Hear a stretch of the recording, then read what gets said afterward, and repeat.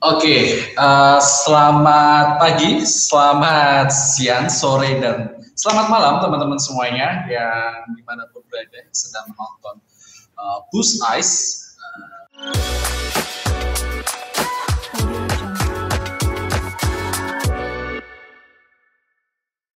Kali ini kita ada kedatangan tamu yang pastinya nggak kalah menarik dong di setiap episodenya.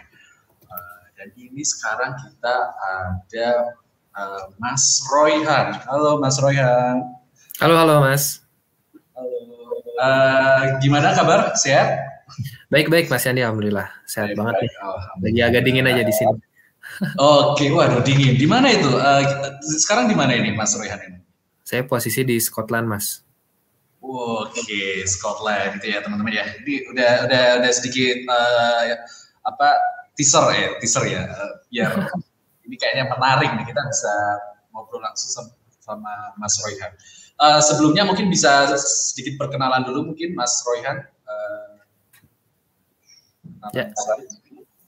Ya, semuanya perkenalkan, nama saya Royhan Abdullah Zaki. Saya saat ini posisi di Scotland. Kalau aktivitas sebagai lead IT engineer ya di Aviary. Oke. Kesibukan?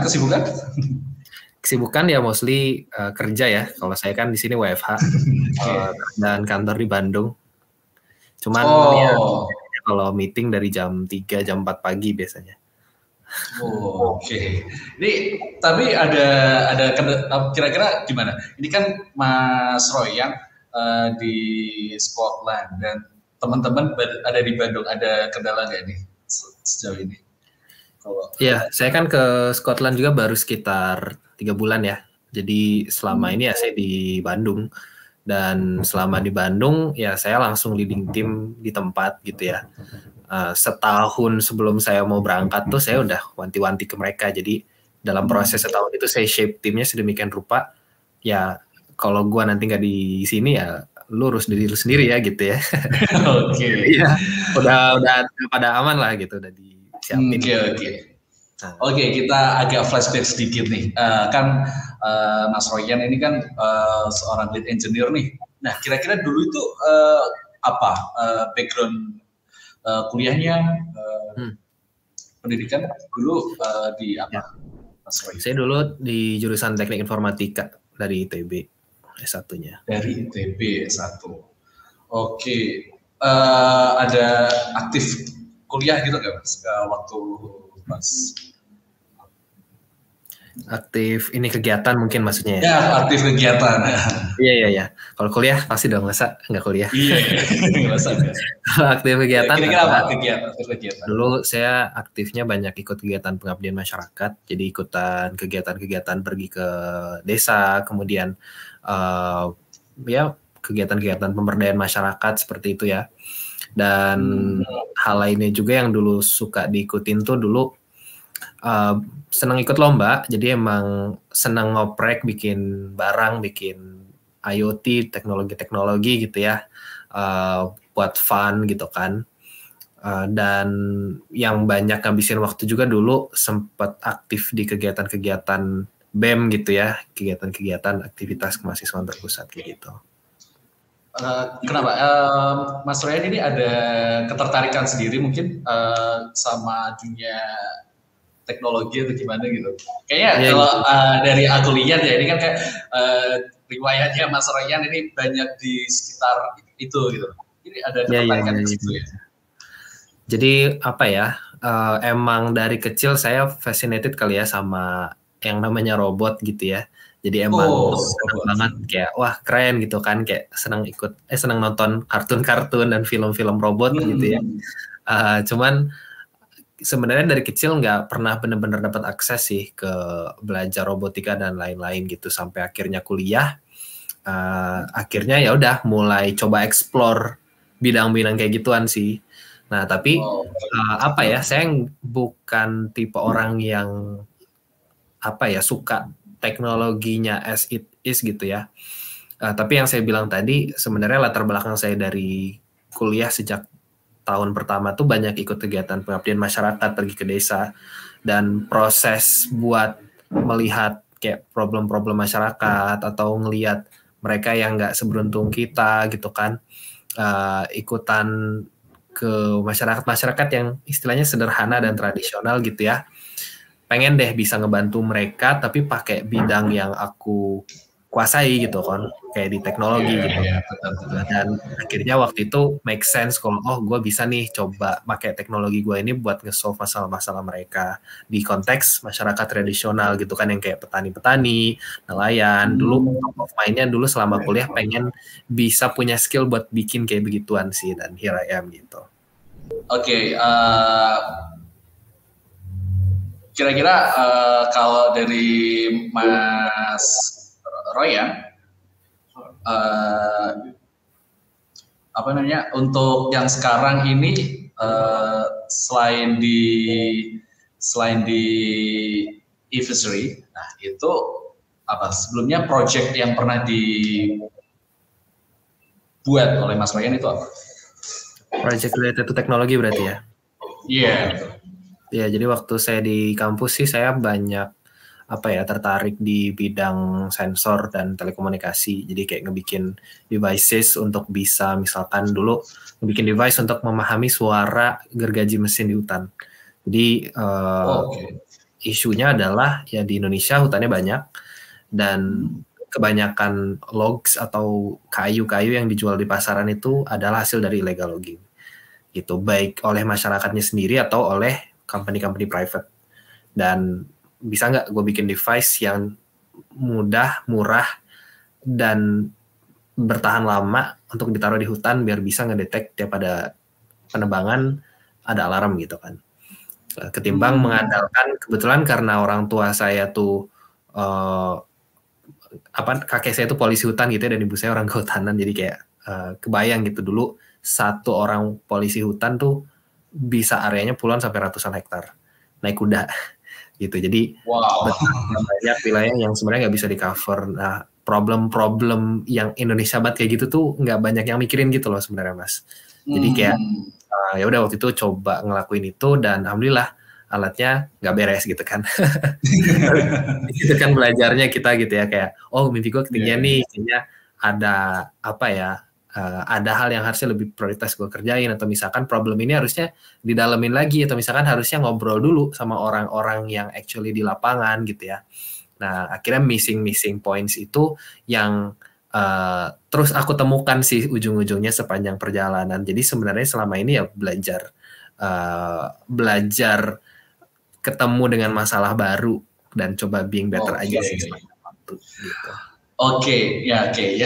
Kalau dari yang aku pelajari nih Mas Royan, dari Mas Royan ini pernah juga di project kawal COVID gitu ya, betul ya? Kawal COVID waktu itu lebih istilahnya nemenin teman-teman sih gitu. Jadi kayak sebenarnya bukan persis kawal COVID-nya, tapi waktu zaman-zaman COVID lagi tinggi banget kan, aku lagi ngurusin BEM di kampus juga ya. Dan waktu itu collecting beberapa teman-teman yang punya inisiatif, let's say ada himpunan, ada organisasi yang mereka fokusnya di mikrobiologi, dan mereka pengen kontribut, gue bisa apa nih, gue anak mikrobiologi gitu kan, lu punya knowledge-nya gitu, kalian ngerti COVID dan virus tuh apa sih sebenarnya, apa sih, banyak ini ya, banyak hoax ya sepanjang betul. Gitu kan, berjemur UV aja nanti COVID-nya hilang gitu. Enggak kayak gitu kan. Terkenal itu salah satunya itu. Ya kan? Atau minum jeruk kasih kecap gitu nanti COVID-nya hilang gitu kan. Iya benar. Dari perspektif saintifiknya gimana sih kita supaya bisa lebih ngelihat yang kayak gituan secara benar, emang best practice-nya apa sebenarnya. Itu contoh satu. Sebenarnya contoh keduanya misalkan waktu itu gerakan teman-teman dari, kalau pernah dengar, sempat ada viral Venti namanya, Ventilator Indonesia, yang dibikin sama dosen elektroteknik di ITB. Dan waktu itu teman-temanku juga banyak yang contribute ke sana. Jadi aku mungkin fungsinya lebih banyak capture apa yang teman-teman lakuin dan kayak ya udah support dari belakang gitu sih. Oke. Tapi kalau misalkan gini, kenapa Mas Royan lebih interest ke ke topik-topik kayak gitu tuh. Maksudnya mungkin kan bisa aja tuh mungkin Mas Rian bikin jual produk mungkin, atau mungkin bikin e-commerce, atau yang mungkin yang udah banyak yang sekarang nih. Nah kan kayak aviary atau apa namanya yang tadi penebangan hutan juga. Nah itu kan sesuatu yang mungkin luput. Nah kalau dari mata orang-orang itu. Nah itu kenapa nih lebih suka yang hal-hal yang apa ya, yang nggak terlalu banyak orang tahu. Jadi apa ya? Mungkin ini konteksnya ke internal drive kali ya. Aku tipikal orang yang kalau misalkan ngerjain sesuatu tanpa sebab tuh kayak nggak ada semangatnya gitulah, atau kayak nggak pengen dilanjutin gitu. Cuman ketika aku ngebikin sesuatu yang nge-solve masalah orang, itu apa ya, bikin bahagia gitu kali ya, bikin senang gitu. Dopaminnya naik gitu kan. Cuman lebih spesifik lagi, filosofi yang aku bawa gitu ya pada developing technologies gitu kan. Aku sebagai anak informatika gitu ya, kebanyakan lulusan dari jurusan informatika itu akan lulus dan kerja di, tadi yang dibilang Mas Yandi ya, e-commerce, kemudian jadi web developer dan lain-lain. I have lived that life. I mean, I've been a freelancer for several years gitu ya, dan ngerjain beberapa jenis teknologi, jadi mobile developer, pernah jadi pengajar di Indonesia dan lain-lain. Tapi hal yang buat aku fulfilling itu ketika emang aku bisa ngasih direct social impact gitu. Ketika aku nge-develop web, ya di realita aku gitu ya, di pengalaman yang aku jalani, kebanyakan project atau web yang aku bikin ini nggak bisa langsung ngasih direct impact ke orang.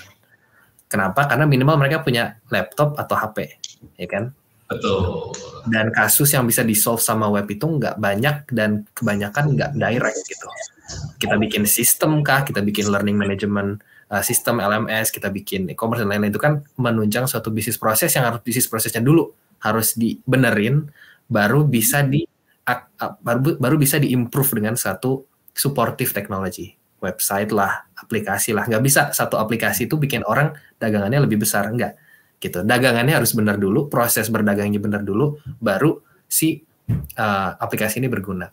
Tapi beda dengan konteks Internet of Things gitu ya. Ini mungkin aku specifically bilang interestku akhirnya banyak masuk ke teknologi jenis namanya Internet of Things. Jadi Internet of Things itu apa? Internet of Things itu adalah basically kayak kulkas. Kulkas itu kan punya komputer kecil di dalamnya ya. Kita sebutlah komputer gitu. Bahasa teknisnya sebenarnya microcontroller gitu ya. Dan itu diprogram supaya apa? Ketika kulkasnya dibuka, lampunya nyala. Ketika ditutup, mati lampunya gitu kan. Tapi let's move more than that gitu. Gimana kalau kulkasnya mau kita bikin jadi online gitu?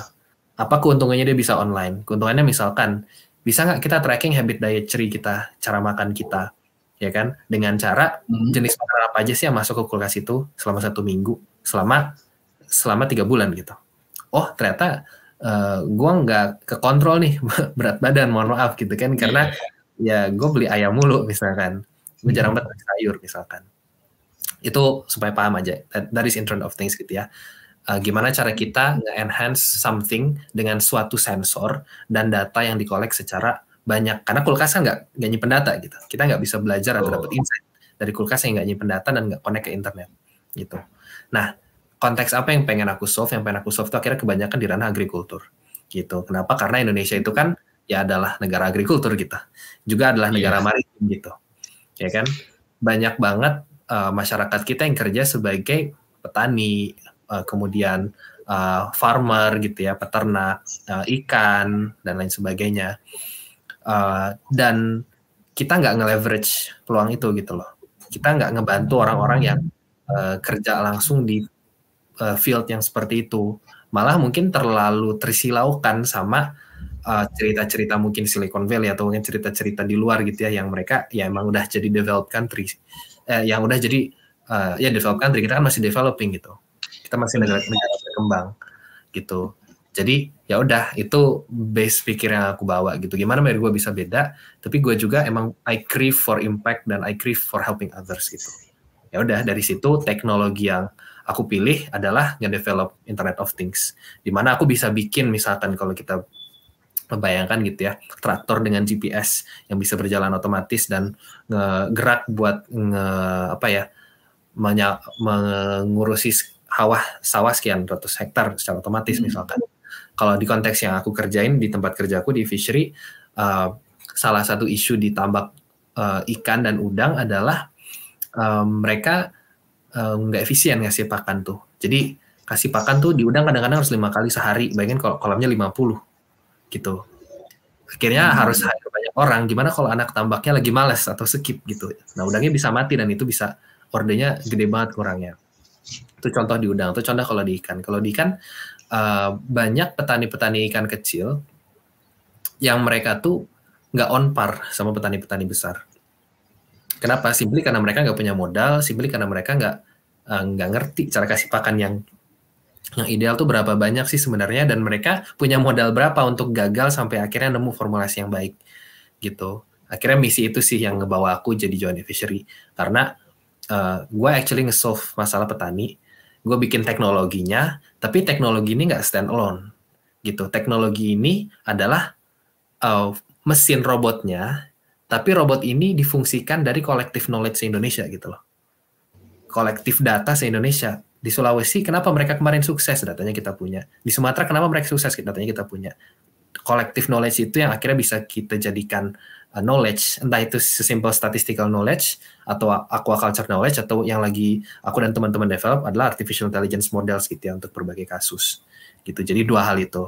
Hal yang aku dan teman-teman solve, kebetulan aku memang lead researcher gitu ya di fishery, mengepalai tim product research di seluruh fishery, dan fokusnya di artificial intelligence dan Internet of Things gitu Mas. Oke, keren banget kali ya teman-teman ya, udah dengerin dia tadi ya. Impact itu penting lah ya untuk apa yang udah kita buat, dan itu juga salah satu tujuan dari Internet of Things gitu ya. Tapi kira-kira kalau dari Mas Royan ini triggernya ini kan dari sekian banyak project yang mungkin udah dilewati Mas Royan, sebenarnya itu triggernya apa sih, kayak apa ya, inspirasinya mungkin, inspirasi dulu tuh sebelum bikin fishery karena ngeliatin sosok siapa gitu misalkan, kayak gitu ya. Ada nggak inspirasi selama bikin kayak gitu? Ya kalau inspirasi banyak sih, cuman emang aku Silicon Valley fanboy ya, jadi emang seneng banget ngebacain sejarah the being of Silicon Valley gitu ya, maksudnya cerita awal komputer itu ada, kemudian bagaimana akhirnya Integrated Electronics atau disingkat jadi Intel menciptakan transistor versi mereka, dan akhirnya menciptakan salah satu first commercial computer di pasaran gitu ya. Maksudnya cerita bagaimana komputer, internet, dan Silicon Valley itu terbentuk jadi salah satu inspirasi besar aku gitu ya. Orang-orang kayak Bill Gates, Elon Musk, dan lain-lain itu jadi para geniuses yang aku aspire gitu ya.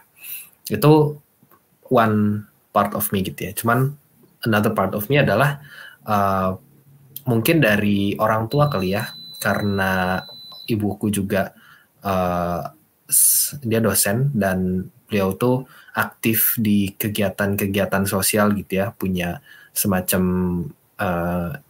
LSM atau yayasan atau NGO gitu ya, yang fokusnya di pengadaan air bersih di wilayah terdampak bencana gitu. Dan beliau ya dulu aktif gitu ya, pergi ke desa, dulu suka diajak-ajak juga kayak lagi nyiapin toren air, kemudian lagi nata batu bata, ngeliatin kulinya dan segala macam. Jadi kayak mungkin kebawa semangat bahwa ya kita harus bermanfaat sih buat orang lain. Dan banyak orang-orang yang nggak mampu, dan banyak orang-orang yang nggak beruntung gitu ya. Kita sebagai orang-orang yang beruntung, yang berlebih, ya kita emang di posisi harus ngasih gitu loh. Ya udah, apa sih kelebihan unikku gitu kan? Ya teknologi. Tapi empati umum atas orang lain itu ya sederhana gitu. Membantu orang tuh sederhana. Nah, gimana biar itu bisa digabung? Berempati dan berteknologi jadi satu gitu.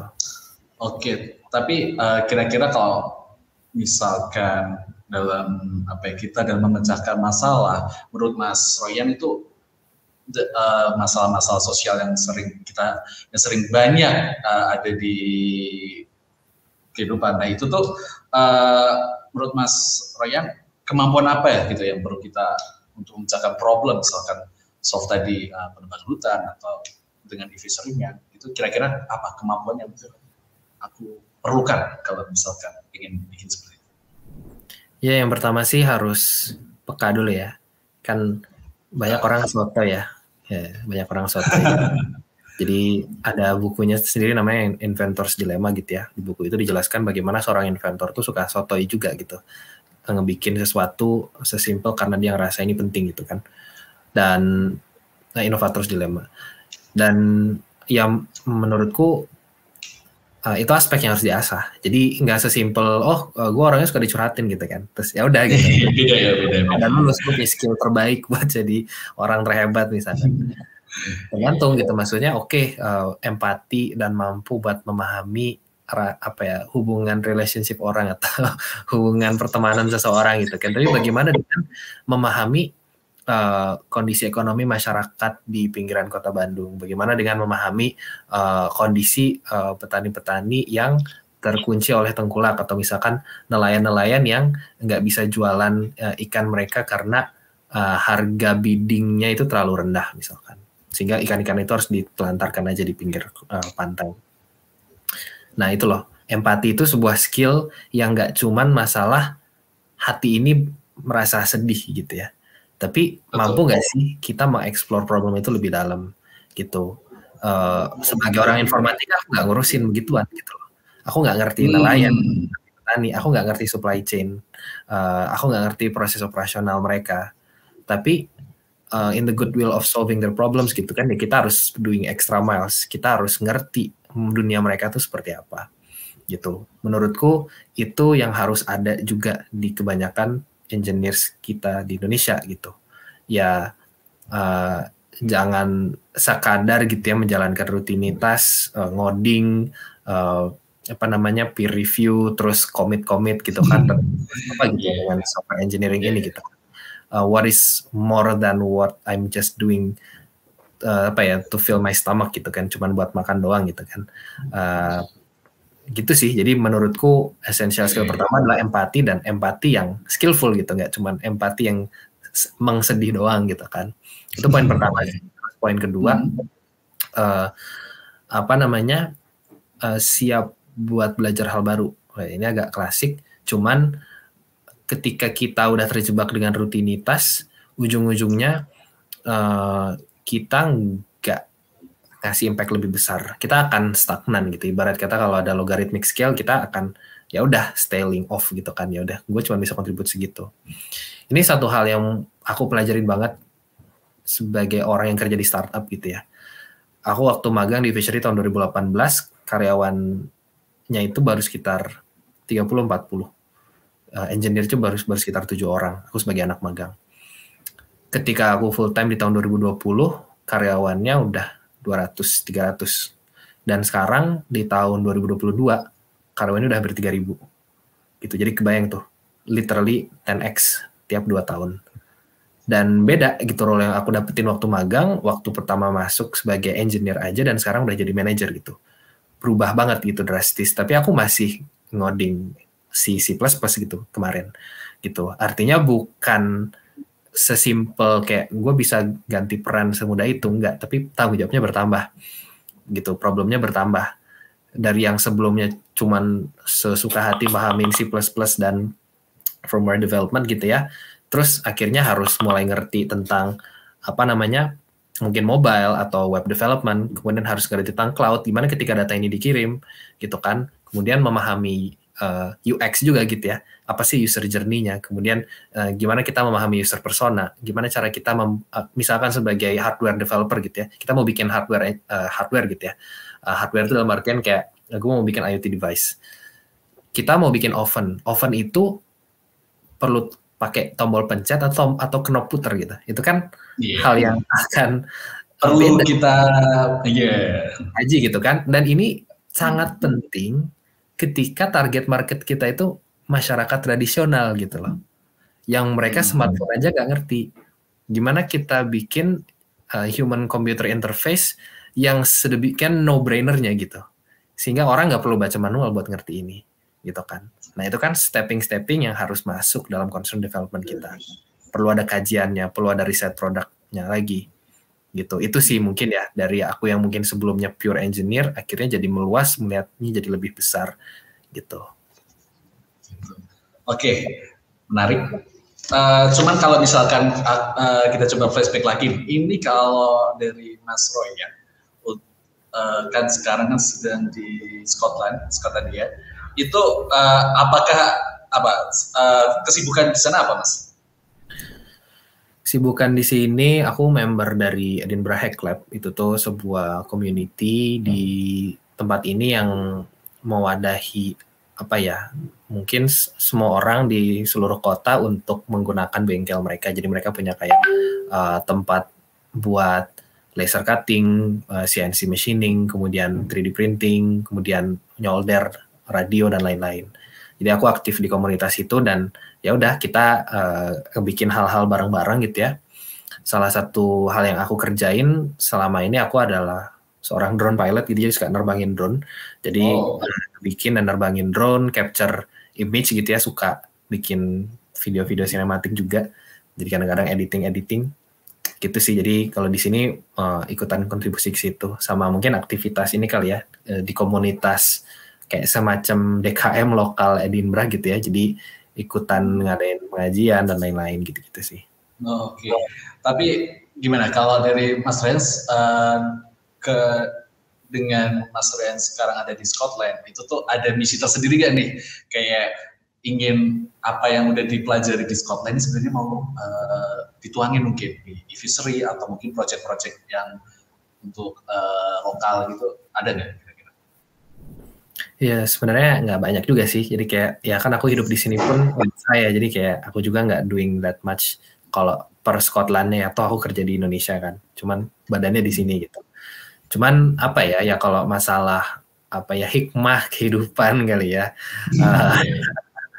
Gimana orang berinteraksi, kemudian betapa orang UK itu kan sangat punctual, sangat to the point, mereka tuh menepati janji dan lain-lain. Ya itu hal-hal yang aku adopt gitu ya, hopefully bisa terus aku bawa untuk ngebawa culture yang lebih baik juga ya, lebih diverse di sini, gimana kita bisa akomodatif sama orang, gimana kita menghargai satu sama lain gitu kan.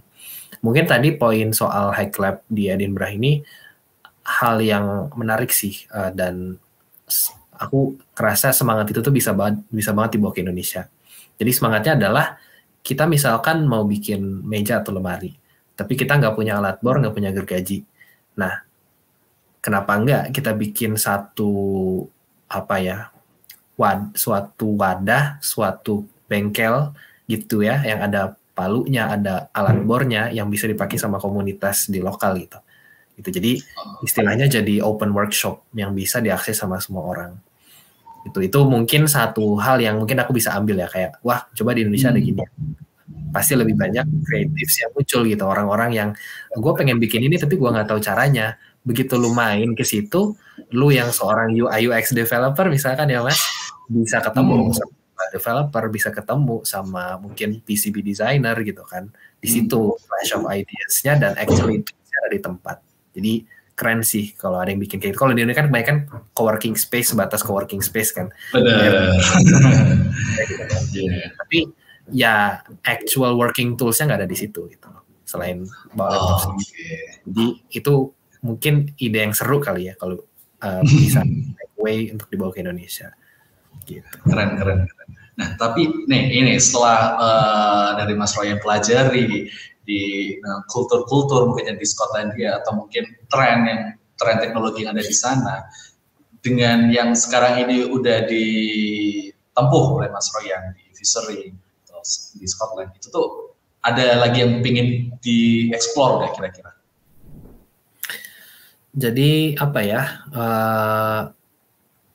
kalau dari aku sendiri kan fokusku utamanya di kerja ya, maksudnya di karir juga gitu kan. Di tempat kerjaku ya, maksudnya di fishery gitu ya, ya kita fokus untuk explore solusi-solusi buat aquaculture. Ya top of mindku sekarang adalah sekarang itu kan fishery lagi proses buat expand juga gitu ya ke luar negeri gitu. Pertanyaannya adalah cocok nggak gitu? Misalkan petani di Indonesia sama petani India beda nggak? gitu. Beda gitu. Petani Indonesia tuh biasanya kolam-kolamnya kecil dan sedikit. Kok petani-petani India satu kolamnya tuh bisa luas banget kayak puluhan kayaknya hektaran sampai deh. Gak tau deh, kayaknya nggak deh, kurang deh. Ya pokoknya luas banget gitu ya. Kalau Indonesia kan mungkin diameter sekitar 20-30 meter. Di sana tuh mungkin bisa ratusan meter gitu. Luas banget. Akhirnya cara orang bertani itu beda dan efisiensinya berkurang gitu. Nah, itu sih isu-isu interkontinental gitu ya, beda negara, beda kultur. Ketika kita, again ya, tujuannya adalah ngebantu orang. Orang yang mana nih? Emang mereka budayanya gimana? Emang mereka cara kerjanya seperti apa? Kalau kita pengen nge-solve, sebenarnya kenapa sih IoT itu penting? Karena kita actually nge-solve physical operasional yang mereka kerjain. Operasionalnya apa? Operasionalnya misalkan, kalau ngasih makan bebek atau ayam ya ditebar sendiri gitu kan. Kalau dibikin otomatis gitu kan, kayak keluar pakan sendiri, kayak pemberi pakan kucing otomatis gitu kan. Ya kan bagus ya kalau bisa kayak gitu kan. Nah, tapi emang ayamnya ditaruh di mana gitu? Disebar di lapangan luas, atau ditaruh di rumah-rumah kecil, atau ditaruh di rumah sedang, bertingkat atau enggak gitu. Nah, problem solving itu sih menurutku yang seru banget. Dan dengan aku keluar negeri kayak gini, jadi kebayang, oh ternyata gue berasumsi gue udah beres dengan masalah-masalah ini. Ternyata belum, masalahnya masih banyak gitu yang bisa di-solve. Tapi ada kendala nggak sih kira-kira kalau dari e-fishery ini ya, apalagi kan mau mencoba untuk melibatkan di luar negeri, kan pasti kulturnya juga beda-beda, dan mungkin lucu-lucu mungkin yang belum kita ketahui juga. Gimana? Ada kendalanya? Gimana cara Mas Royan mengatasi itu? Gimana tadi? Kendala yang mana? Perbedaan kultur untuk e-fishery ini mau melibatkan ke luar negeri mungkin. Nah, gitu tuh gimana? Risetnya mungkin atau gimana gitu? Belum sih, aku belum mengurusi itu, jadi belum bisa jawab sih. Cuman emang fokusku sekarang adalah gimana caranya fishery ini memperluas produk lainnya gitu. Jadi kayak yang sebelumnya mungkin kita cuman bikin satu device smart feeder gitu ya. Ya gimana kalau kita nge-solve masalah-masalah lain? Gimana kalau kita mengeksplor teknologi baru gitu kan? Aku mungkin nggak bisa cerita terlalu banyak gitu, tapi simpelnya kayak gitu ya. Karena fokus di riset, ya aku consult gitu ya dengan pakar-pakar aquaculture. Aku consult dengan profesor-profesor di beberapa kampus, sebutlah salah satunya dari ITB gitu ya. Jadi consulting sama mereka gitu kan, how to do this better gitu kan. Jadi itu sih yang exciting ketika kita pengen memperluas impact yang kita buat, ya kita harus kembali mundur ke belakang. Let's get back to the scratch pad gitu ya, and let's do it properly gitu sih. Jadi jika kita mau melakukan kita ingin melakukan extra miles, jangan berhenti di satu area aja mungkin ya. Ini misalkan dari tadi Mas Royan mencoba untuk jangan nyaman sama status quo gitu ya. Jadi ya udah let's keep disrupting, but first we need to disrupt ourselves gitu kan. Iya. Keren. Nah, ini nih. Mungkin kita agak sedikit deep ya. Kira-kira nih kalau dari Mas Royan ini kan udah melampaui banyak project, melampaui banyak pembelajaran yang udah sampai sejauh ini. Kira-kira nih kalau misalkan Mas Royan dilahirkan kembali nih, nah itu pengen jadi apa kira-kira? Jadi apa ya? Ya pengen jadi kayak sekarang aja sih. udah. Biasanya kan orang lain kayak, pengen jadi si ini, pengen jadi si itu. Sekarang Mas Royan untuk jadi yang sekarang udah ada. Gitu. Oke. Keren. Nah, kira-kira ini kalau misalkan yang menggambarkan Mas Royan dalam 3 kata, apa itu? Apa ya? Mungkin hal yang aku suka aja kali ya, favoritku gitu ya. IoT, drone, sama Ghibli. Oke. Penyuka Ghibli ternyata ya. Oke, menarik ya.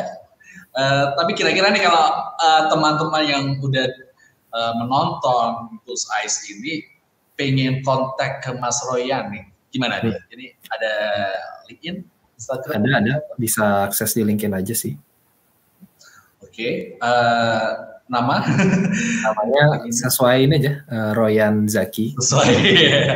DZAKI gitu ya. Oke, ya nanti teman-teman bisa sambil dicek ya gitu. Nah, kalau moto hidup, kalau moto hidup dari Mas Ryan sampai sejauh ini nih apa nih? Apa ya? Apa ya? Kerja sekeras mungkin dan jadi yang apa ya? Jadi yang paling bermanfaat, mungkin jadilah bermanfaat, selalu jadi yang bermanfaat. Apa ya, mungkin kalau ketimbang moto gitu ya, kayak mungkin cara aku menjalani hidup gitu ya.